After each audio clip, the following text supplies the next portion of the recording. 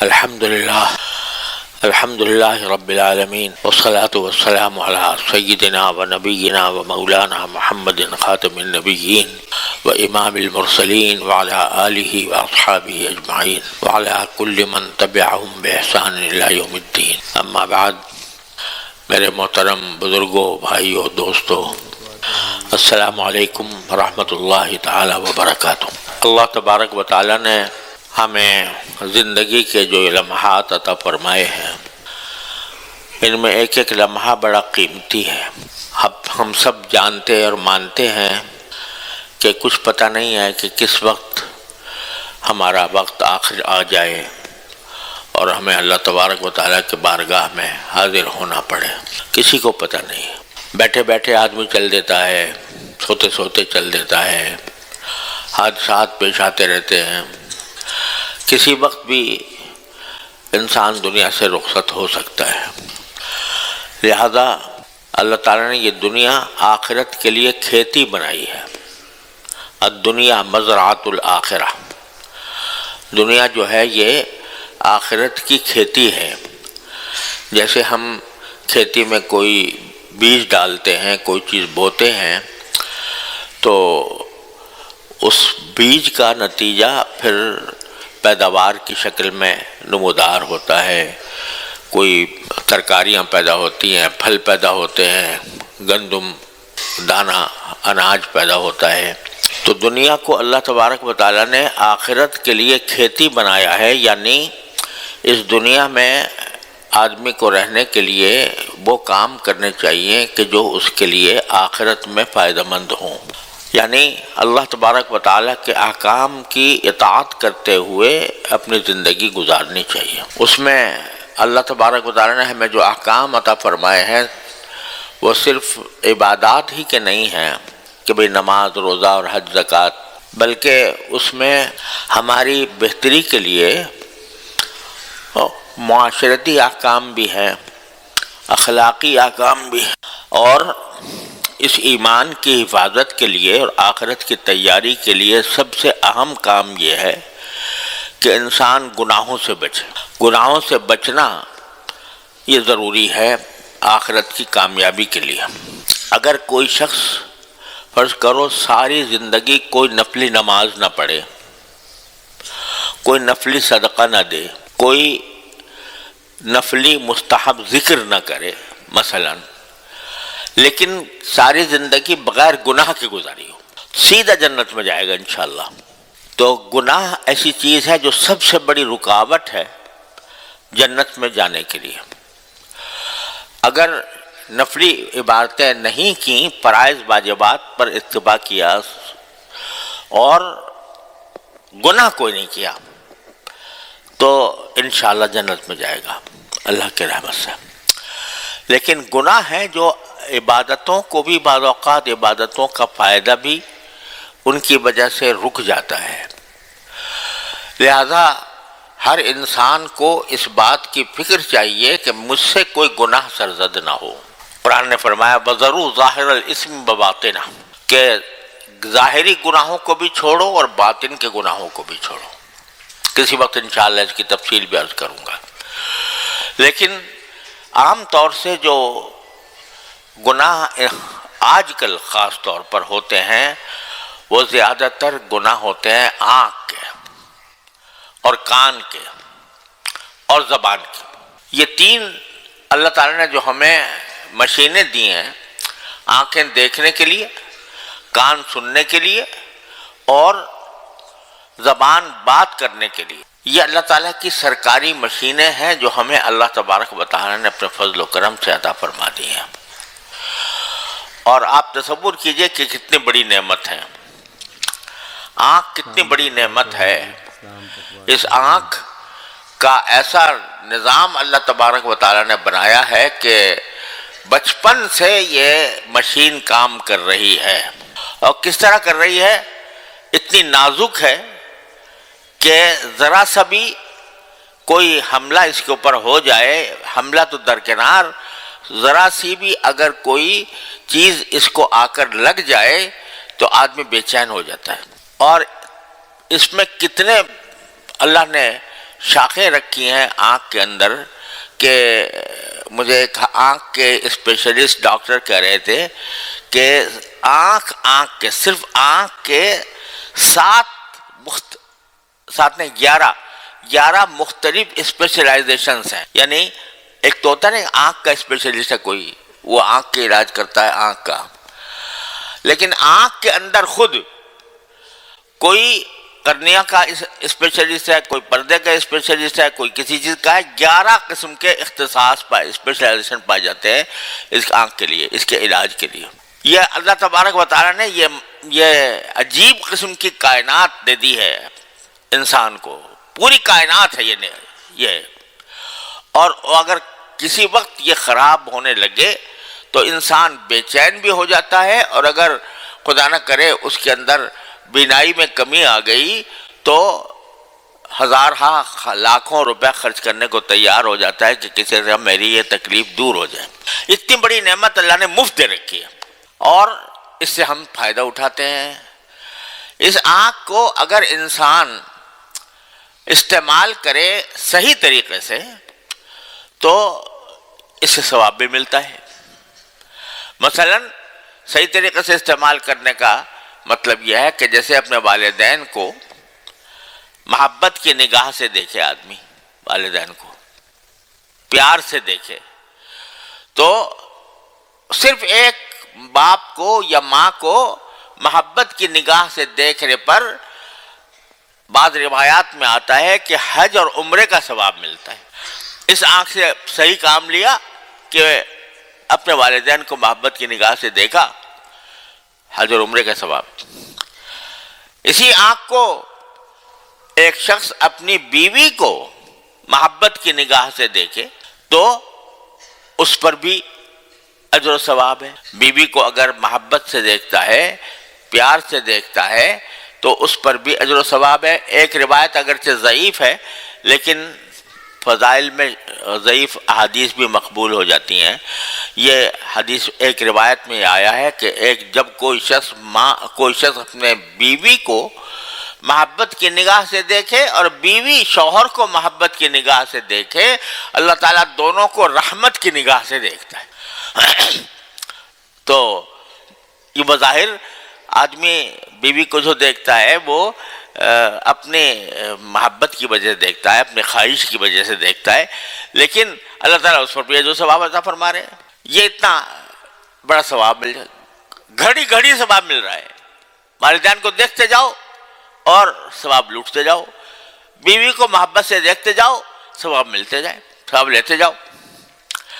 کسی بزرگ کو اس لیے کہ وہ اللہ کا محبوب بندہ ہے، اس نظر سے اس کی زیارت کرنا یہ ثواب ہے. کسی آدمی کی، کسی اللہ والے کی زیارت کے لیے جانا، دیکھنے کا، میں اس کا چہرہ دیکھ لوں، تو اس چہرہ دیکھنے کی وجہ کیا ہے؟ اس لیے کہ یہ اللہ کا برگزیدہ بندہ ہے، میں اس کو دیکھنے کے لیے اس لیے جا رہا ہوں. تو وہ سفر بھی عبادت اور جا کر اس بزرگ کو دیکھنا بھی عبادت. کیوں؟ اس لیے کہ تم اس لیے دیکھ رہے ہو کہ یہ اللہ کا بندہ ہے اور اللہ کی محبت کی وجہ سے اس کو دیکھ رہے ہو، لہذا اس سے ثواب ملے گا.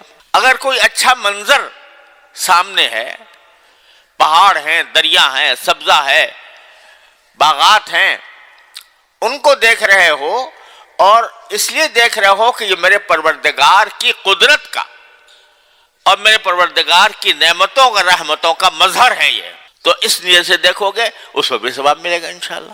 اور یہی آنکھ تم قرآن کریم پڑھنے میں استعمال کرو گے، اس پر ثواب ملے گا. الف لام میم کہہ کے اور پڑھنا شروع کر دیا تم نے آنکھوں سے تو اس کے اوپر بھی ثواب کے ڈھیر لگ جائیں گے انشاءاللہ. اور کوئی ایسی کتاب کا مطالعہ کرتے ہو اس آنکھ سے جو تمہاری رہنمائی کرے، جو تمہیں صحیح سبق دے، زندگی گزارنے کا طریقہ سکھائے، اس نیت سے کر رہے ہو کہ یہ میں اس کو پڑھوں گا تو اس پر عمل کروں گا، اس پر ثواب مل رہا ہے. اگر کوئی آدمی اپنی حلال رزق حاصل کرنے کے لیے کوئی کتاب پڑھتا ہے کہ جس سے پتہ چلے کہ میں فلاں پیشہ اختیار کرنا چاہتا ہوں، اس پیشے کے طریقے کیا ہوتے ہیں، اس نیت یہ اگر کرو گے کہ میں رزق حلال اس کے ذریعے حاصل کروں گا، انشاءاللہ اس پر بھی ثواب ملے گا۔ تو یہ سرکاری مشین ہے کہ جس کے اوپر اللہ تعالیٰ نے طرح طرح سے ثواب کے وعدے کیے ہوئے ہیں، اور کچھ نہیں تو اگر ثواب بھی نہ ملے تو کم از کم اپنے جو چیز دیکھنا چاہتے ہو اس دیکھنے کی چیز کے لیے اللہ تبارک و تعالیٰ نے یہ مشین عطا فرما رکھی ہے۔ یہ اتنی بڑی نعمت اللہ نے عطا فرمائی ہے، اور ساتھ ہی بس یہ کہہ دیا ہے کہ چند چیزوں سے پرہیز کرنا، چند چیزیں ایسی ہیں کہ جن میں اس کو استعمال نہ کرنا، وہ استعمال کرو گے تو گناہ ہوگا، اور اس کا آنکھ کا غلط استعمال ہوگا۔ اللہ نے دی ہے تو پھر اللہ کے حکم کے مطابق ہی اس کو استعمال بھی کرنا ہے۔ اگر اس کے حکم کے خلاف استعمال کرو گے تو یہ اللہ بچائے تمہیں کسی گمراہی کے گڑھے میں لے جا کر ڈال دے گی۔ مثلاً کیا ہے کہ یہ فرمایا کہ اس نگاہ کو کسی غیر محرم اس نگاہ سے کسی غیر محرم کو لذت حاصل کرنے کے لیے دیکھنا منع ہے تمہیں۔ کوئی غیر محرم چاہے وہ عورت ہو، زندہ عورت ہو، یا اس کی تصویر ہو، یا اس کو لذت لینے کی نظر سے دیکھنا، یہ ہے منع۔ اب یہ ایک پابندی ہے صرف کہ اپنے نگاہ کو صحیح استعمال کرو، کسی نامحرم کو لذت حاصل کرنے کے لیے مت دیکھو۔ اب یہ ایسی چیز ہے کہ جو فرمایا کہ مت دیکھو، اس کو وجہ بھی بتا دی سرکار دو عالم صلی اللہ علیہ وسلم نے۔ آپ نے ایک حدیث میں فرمایا کہ النظر سہم من سہام ابلیس، کہ یہ نگاہ ڈالنا کسی نامحرم پر لذت لینے کے لیے، یہ ابلیس کے شیطان کے تیروں میں سے ایک تیر ہے۔ کیا معنی؟ کہ جب انسان اس نگاہ کو غلط استعمال کرتا ہے اور کسی نامحرم کو دیکھتا ہے لذت لینے کے لیے، تو اس کا یہ شیطان اس کو ایک تیر مارتا ہے، اس تیر کے ذریعے وہ اس کا شکار کرتا ہے۔ شکار کرنے کا مطلب یہ ہے کہ پھر وہ نظر کی حد تک محدود نہیں رہے گی، اس سے آگے چلی جائے گی اور آگے بڑھ جائے گی۔ کچھ پتہ نہیں ہے کہ خدا نہ کرے انسان کو وہ فحاشی میں، عریانی میں، زناکاری میں مبتلا کر دے، اس لیے روک ڈال دی ہے۔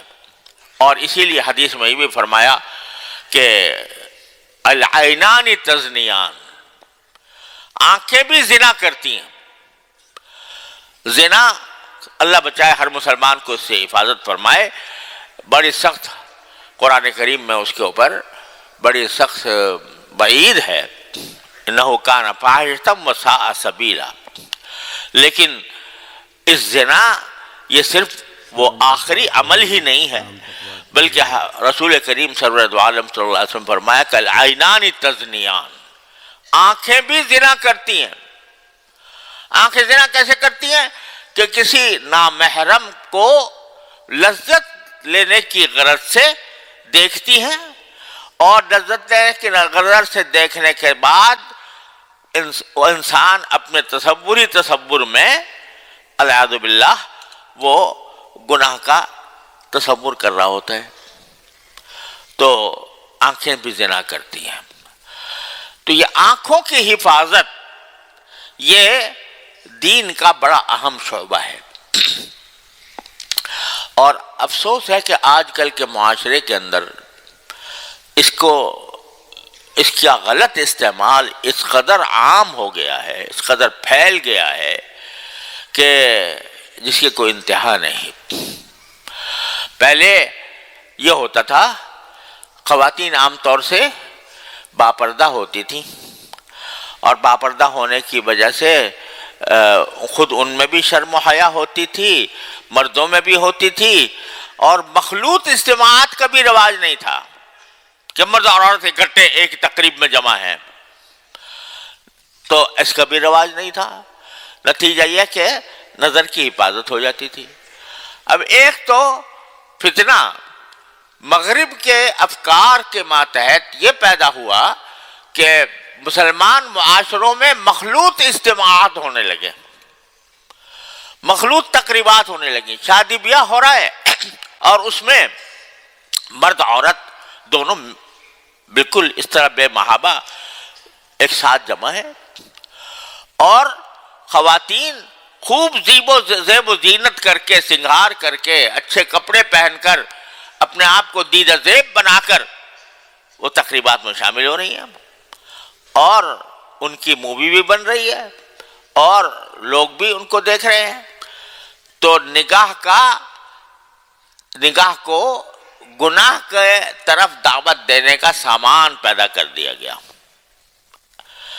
ایک تو یہ مسئلہ، دوسرے عورت جو اس کا اصل مقام تھا اس سے نکل کر سڑکوں پہ آ گئی، دفتروں میں آ گئی، ہر جگہ پہنچ گئی، اس لیے اس کے اندر نگاہ کے غلط استعمال کے امکانات بڑھ گئے۔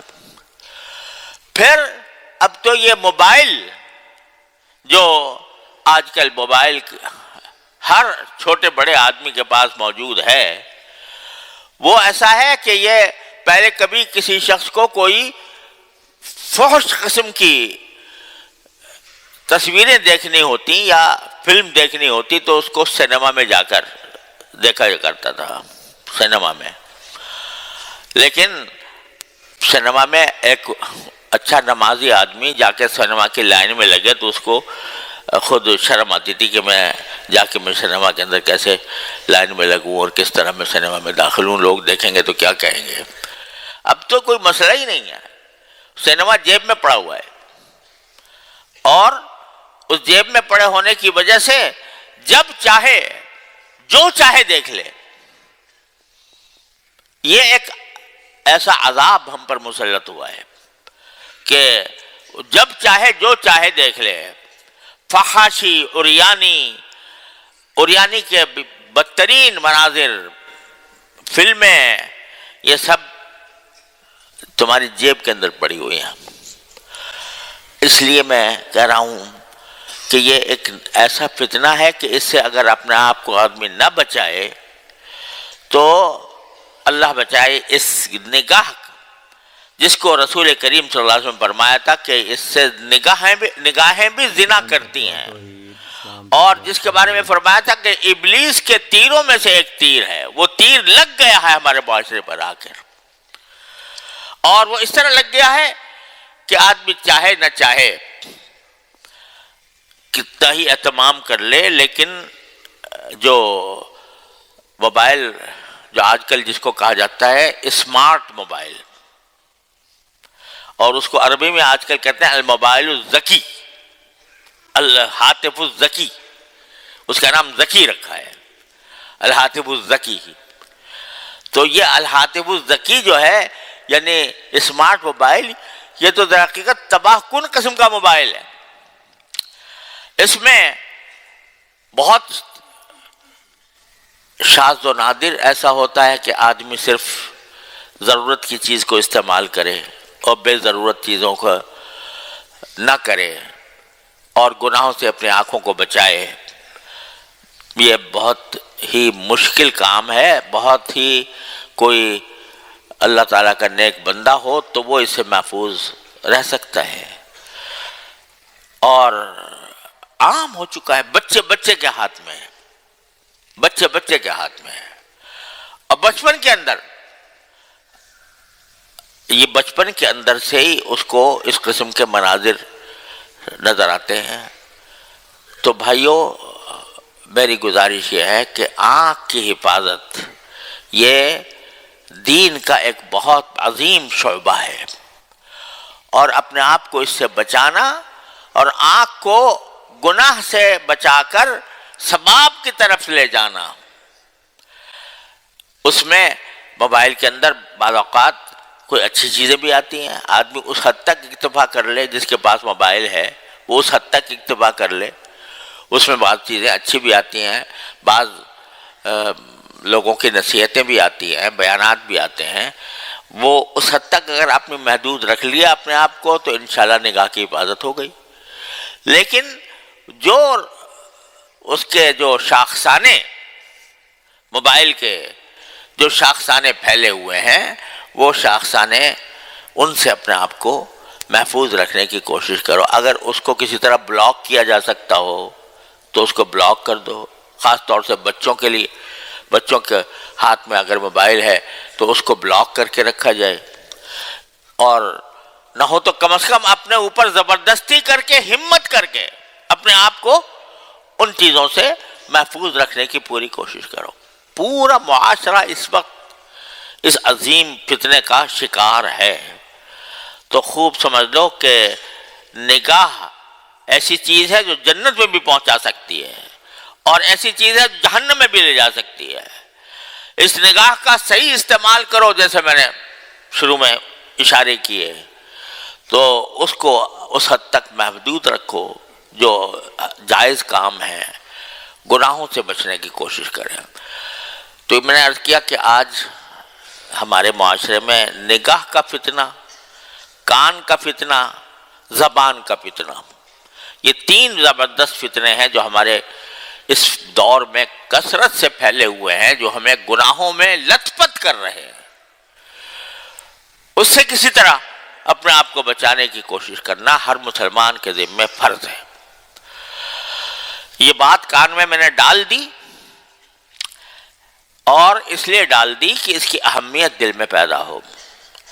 اور یہ نہ سمجھو کہ ہمارے ہاتھ میں ایک کھلونا آ گیا ہے اور وہ کھلونا جس طرح چاہیں ہم اس کو استعمال کریں، جس طرح چاہیں ہم اس سے لذت لیں، جس طرح ہم اس سے مزے اڑائیں. یہ مزے جو ہیں یہ سب بھول جاؤ گے آخر میں جب پہنچو گے. ما الحیات الدنیا الا متاع الغرور. یہ جب وہاں پر پہنچیں گے، قرآن میں آتا ہے کہ جب انسان وہاں پہنچے گا آخرت میں تو ساری دنیا کی پوری زندگی اس کو ایسے لگے کہ جیسے چند گھنٹوں میں گزر گئی. لم يلبثوا الا عشیۃ او ضحاها. بس یہ پتہ چلے گا پوری زندگی جو ہے وہ ایک شام تھی، ایک صبح تھی. بس اصل زندگی جب آئے گی سامنے تو اس چھوٹی سی زندگی کے لیے اپنے آپ کو تباہ کرنا، اپنی آنکھوں کو تباہ کرنا، اپنے دل کو تباہ کرنا، اپنے انجام کو خراب کرنا، یہ انتہا درجے کی بے وقوفی ہے.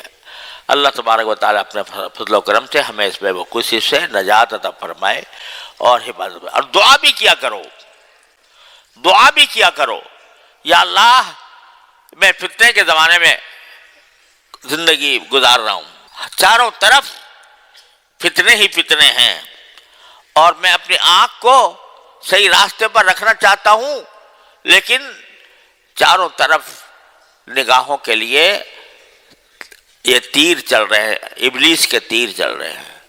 یا اللہ مجھے اپنی رحمت سے مجھے بچا لے اس سے. یہ دعا کرو، ہر روز دعا کرو، یا اللہ میں آپ کے بارگاہ میں حاضر ہوں تو میرے نام اعمال میں یہ نگاہ کے گناہ نہ ہوں، کان کے گناہ نہ ہوں، زبان کے گناہ نہ ہوں. مانگا کرو اللہ تبارک و تعالیٰ سے. تو مانگو گے جو اللہ تعالیٰ کو کوئی دشمنی تو نہیں ہے ہم سے. جب اگر واقعی یہ بات سمجھ میں آ گئی کہ غلط نگاہ کو غلط استعمال کرنا بہت بڑی تباہی ہے، تو اس تباہی سے بچتے کہ اللہ ہی سے مانگو، اور مانگتے رہو، مانگتے رہو، مانگتے رہو، تھکو نہیں. جب مانگتے رہو گے تو اللہ تبارک و تعالیٰ انشاءاللہ ایک دن نجات دے دیں گے. اللہ تعالیٰ ہم سب کو اس سے نجات عطا فرمائے. وآخر دعوانا الحمدللہ رب العالمین.